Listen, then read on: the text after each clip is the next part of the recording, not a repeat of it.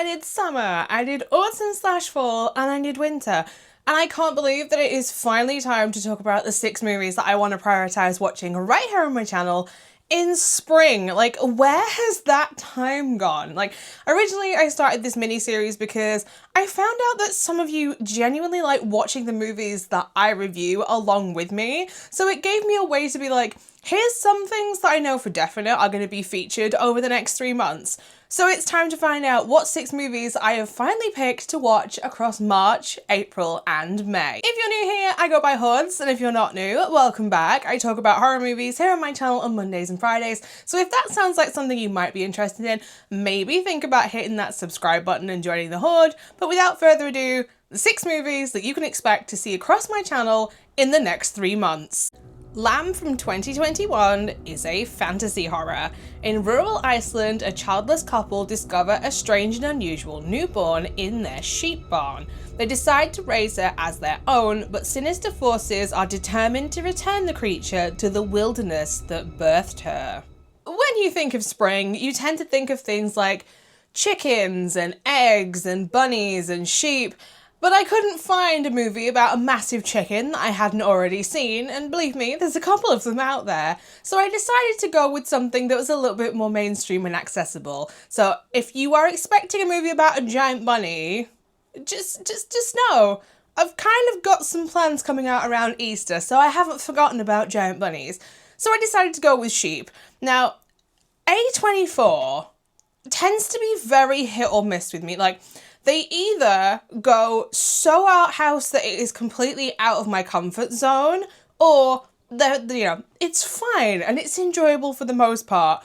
But when I heard the description for Lamb, I was like, oh, this is the weird side of A24. And it sounds like the weird that I can kind of get behind. It sounds like a horror version of the movie The Odd Life of Timothy Green, which is a Disney movie if you have never heard of it. The plots are literally identical from the synopsis, except The Odd Life of Timothy Green is a child that is a straight-up child, and Lamb is about a human-lamb hybrid child, which has clearly got some creepy undertones to it if the world that birthed it is trying to reclaim it. Icelandic horror is also not something that I've come across before, at least not to my knowledge anyway. But I am always interested in seeing how other countries decide to take on the genre that is horror, because things are going to be vastly different depending on where you are in the world. Iceland rules! You can expect 2 people who desperately want to be parents, a rather unusual child, and a ram with a rifle. You can thank Google Images for that last one. The Other Lamb from 2019 is a revenge horror drama. Deep in the woods, an all-female cult called the Flock is presided over by a single man, the Shepherd. He's the group's guardian, teacher, and lover to the many female members of the group who either call him wife or father. Sala, a devoted young believer born into the cult on the brink of maturity, finds her fate tested as dark visions begin to reveal the fates awaiting the women as they become of age. One of my buzzwords is cults, and this one certainly raises a few questions for me, like, what happens if you're a male born into this cult? Like, where do the baby boys disappear off? And that is just the starting question that I have.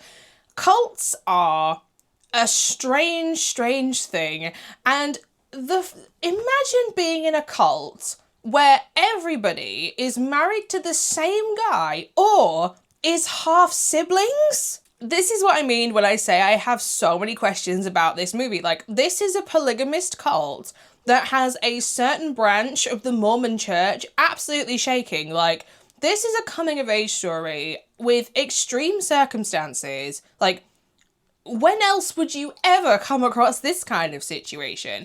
And it's about somebody questioning absolutely everything that they have been taught since birth. Visually though, it also gives me the movie Women Talking that came out in 2022. Like, not a horror movie, but a very, visually beautiful movie with a very powerful message. And if you haven't seen it, highly recommend. A cult.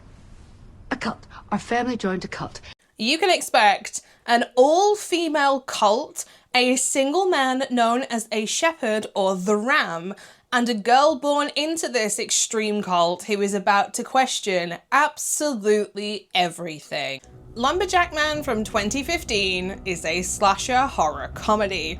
As the staff of Good Friends Church Camp prepares for a spring break filled with fun under the sun, a demon logger rises from his sap boiler to wreak his vengeance and feast on flapjacks soaked in the blood of his victims. Cue me trying to keep this one YouTube friendly. If you are a fan of 80s and 90s horror, you will probably be familiar with a certain type of 80s and 90s horror, more so 80s, where half of the cast, shall we say, were usually made up of ladies who were known for another profession that involves getting your chesty besties and other things out on camera and partaking in mattress sports with other consenting adults. Well, this is like a modern version of that, because half of the cast in this are known for getting their chesty besties out and partaking in mattress sports with other consenting adults. But there is a certain charm about these kind of movies, and I can 100% appreciate it, because there is nothing wrong with fun horror, and the movies that tended to have this kind of casting were like, you know what? Let's just make something fun and wacky and campy as all hell, and I can 100% get behind that. Like, give me good time horror any day of the week. I don't need the heavy-hitting, hard-thinking stuff all of the time. Now, this may sound like a strange reason as to why I picked Lumberjack Man, but I swear there's more to it than this. There is a voice actress in this. I have completely forgotten her name as I'm filming this. I'll insert it here so you know who it is. She is somebody that I am a big fan of, because she is the voice of things like Tony Chopper in One Piece. She's done so much anime. She's the voice of Mad Moxie in the Borderlands game franchise. Like, she's a massive, massive voiceover and voice actress. But this is one of the very few, like, live action roles that she's ever done. So I want to see, like, how somebody who is known for doing voice acting actually has, you know, what they're like as an actual on-screen live action actor. And if that doesn't sell you, may I present to you Jesus Christ in the Fun Under the Sun, spelt S-O-N event, put on by this church camp. Ooh, Jesus is getting his butt kicked. Can expect religious satire comedy that is not so dissimilar to the Book of Mormon, the hairiest lumberjack villain that you have ever seen, and some wonderfully gory and campy deaths. The Hatching from 2014 is a British creature feature horror comedy. Upon the death of his father, Tim Webber returns to his childhood village in Somerset to find something sinister is disturbing the idyllic peace of the villagers. As people disappear and gruesome body parts mount, the horrific truth emerges that crocodiles are on the hunt in the moors. As suspicion escalates, Tim is on the hook to make amends for his tragic teenage mistake made years before. I never thought that this combination of words would fall out of my mouth, but yes, this is a British crocodile movie. And when I heard the plot of this one, I was like, somebody has heard the story about Pablo Escobar's hippos. If you have no idea what this story is, let me quickly fill you in. Pablo Escobar had 2 pairs of hippos in Colombia that escaped and have since been breeding in the wild. So Colombia actually has a small population of wild hippos thanks to a certain type of baron, we'll say. This movie sounds like that story, but with crocodiles instead of hippos. So either way, I'm on board for this one. If you're not new here, you'll already know I am on a journey to find the best crocodile / alligator / caiman movies. And if Britain wants to try and throw its hat in the ring and be like, I'll have a crack at this, then by all means, let's give it a go and see what happens, because Britain and crocodiles is not a combination that I ever thought was going to pop up on that list. Limey, shagging, knickers, bollocks. You can expect crocodiles on the loose in the southwest of England, 2 fully grown adults who are about to come face to face with something that they did as teenagers, and to learn if your boat isn't bigger than a crocodile, it is gonna try and sink you. Pulse from 2001 is a Japanese supernatural techno horror. a group of young people in Tokyo begin to experience strange phenomena involving missing co-workers and friends, technology breakdowns, and a mysterious website which asks you one compelling question. Do you want to meet a ghost? When the director behind the nightmare fuel movie that is Audition says that this is the only movie to ever frighten him as an adult, that's gonna pique my attention. And yes, I know that there is a Western remake version of this, and I am gonna go on record and say I hate when the West remakes movies from like Japan and Korea and China because they are never as good as the original. Something always gets lost in translation, and I swear it has to do with like the cultural references, and the originals are always going to be far more terrifying than the remakes are because, dear God, not everything needs to be remade in America. Speaking of Audition, if you didn't know, they're doing a Western remake of Audition now. Like, no, I want absolutely nothing to do with that. Considering that I have watched so many Japanese movies, particularly movies from around this time, things like One Missed Call, Uzumaki, and Ringu is one of my favourite movies of all time. It may come as a surprise to some of you that I haven't actually seen Pulse before, and I have to admit that there is a reason behind that, and it's a terrible reason. And that is I simply forget that this movie exists. It wasn't until I was recently elbows deep in IMDb that I was like, oh my god, this movie exists and I still haven't watched it, so it's about time that I actually do something about that. Hello, IT. Have you tried turning it off and on again? You can expect ghosts in the internet, some very nostalgic technology now, and some supernatural forces causing all kinds of deaths thanks to the internet. 2001 Maniacs from 2005 is a splatter horror comedy. On their way to spring break in Florida, 3 college kids take a detour through an old southern town. The people of Pleasant Valley insist the kids stay for their annual barbecue celebration, but instead of getting a taste of the Old South gets a taste of them.